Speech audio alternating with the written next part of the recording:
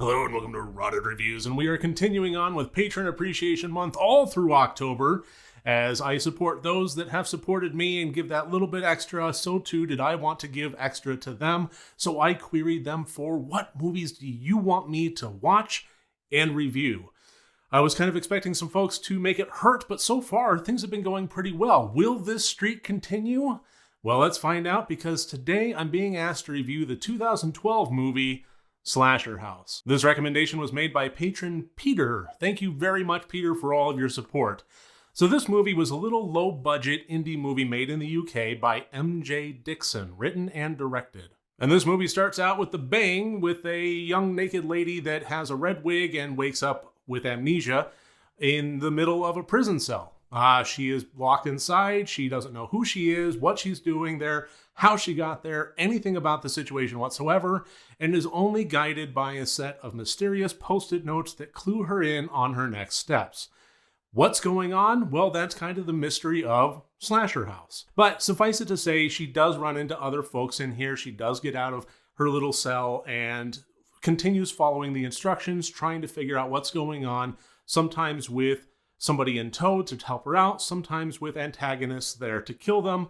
It's basically a slasher house, the nature of which is kind of the point of the mystery of the movie. So I think really the $65,000 question is, did I enjoy this movie?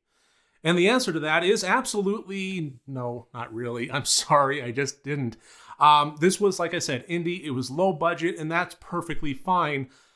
But it still felt very, very, well, amateurish in parts. The acting really didn't feel very natural, and I had some major problems with the storyline as it was presented to us. There were some parts of it that were very good. The enigmatic nature of what the character of Red was going through was pretty compelling at first. But the more it explained things, the more it felt a bit lackluster, and certainly the more that other characters were introduced, the more I was just really kind of taken out of the movie. There was one character in particular that made up a good portion of screen time with this, and he always had his eyes covered with a baseball cap, and the camera was just so to always keep him kind of mysterious and cryptic, and he always spoke like Morpheus, but an amateurish, drunk, frat boy party version of Morpheus. What do you know? Who was he? Well, why don't you take a look at his file? You have one of these. I certainly do.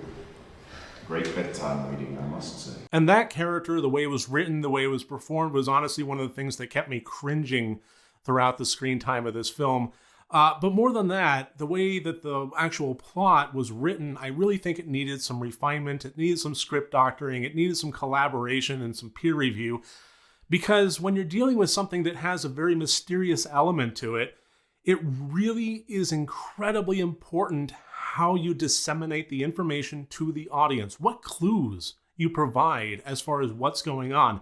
Because as compelling as I thought this was at the beginning, I kind of had it mostly figured out shortly after. And then it was kind of just following the paces as the movie went along. And there were elements that surprised me. There were avenues that this movie went down that I certainly wasn't expecting, which kind of made for some weird tone shifts that I wasn't really prepared for. That's not really a knock against it. It just seemed a bit odd and abrupt when it did happen. But even so, the actual mystery of what was going on, there was only one aspect of it that I really hadn't figured out. And by that point, it was kind of, I guess, yeah, okay. I think one thing that really benefited this movie was honestly me adapting my mindset for it. Because when you start watching a film, there's a certain amount of, well, readiness that you actually prepare the audience for, whether you know it or not. As a filmmaker, you're telling them what the tone of this film is going to be. And that's an important thing to establish within just the first few minutes. You're just, the color palette, the dialogue, the sharpness of it, what kind of humor there's going to be, if any. And the tone that this movie started with betrayed the rest of the movie. I was under the impression, with the tone that this movie tried to deliver to me at the very beginning, that this would be an interesting, mysterious, kind of grounded in reality escape movie. And that couldn't have been further from the truth. I think if this had established from the get-go that it was going to be the fun outlandish romp that it turned out to be, I would have been better prepared for it.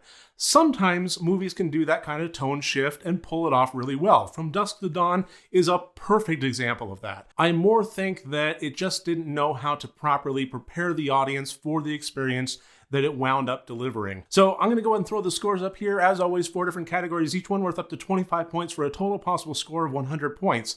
And hopefully, I can do this movie a little bit of a service by actually relaying this information to you. Don't listen to the first few minutes of this movie. Don't set your expectations based on what this movie was trying to convey to the audience at the start. Instead, keep your mind completely open and recognize that you are in for a wacky and potentially fun time that has some over-the-top characters with some kind of grating dialogue. This was, after all, an indie movie with a fairly low budget, and that can often mean a raw, visceral, fun experience from guerrilla filmmakers, but it can also mean that you have some actors that don't know really how to deliver dialogue very naturally and make it part of the conversation as opposed to just reading lines and remembering them as they're talking. And I think that this movie has a little of all of that. So if you're in the mood for a movie that might be a bit of a wild ride and a fun time, but might also give you some splinters because nobody had the wherewithal, talent, or budget to sand down those rough edges, this might be a good one for you to just kick back, watch, and enjoy for an hour and a half.